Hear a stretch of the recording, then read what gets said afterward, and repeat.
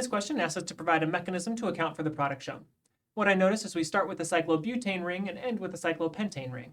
That implies a carbocation rearrangement that also expands a small strained ring. Let's make sure we incorporate that into our mechanism. The first thing that can happen is we'll use HCl as an acid to protonate the alcohol to make it a better leaving group. So we can use a lone pair of electrons on oxygen to protonate the alcohol, kicking out chloride as a leaving group.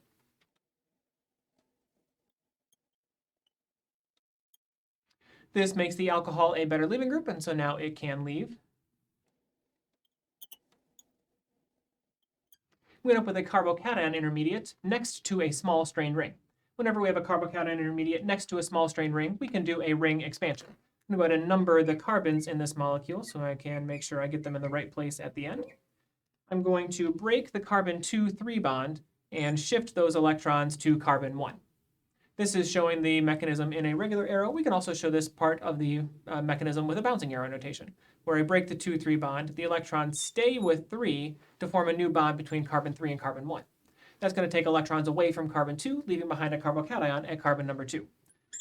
Carbocation rearrangements are not reversible. So I now formed a new bond between carbon 3 and carbon 1, broken the bond between carbon 3 and 2. Carbon 1, though, is still attached to carbon 2, and 2 is still attached to 5, and 5 is still attached to 4. Carbon 2 is also still attached to carbon 6, and our new carbocation is at carbon 6, or excuse me, at carbon 2. We took electrons away from carbon 2 in order to do the carbocation rearrangement. This is the carbocation rearrangement product. The last step in this mechanism will be to use Cl- as a nucleophile.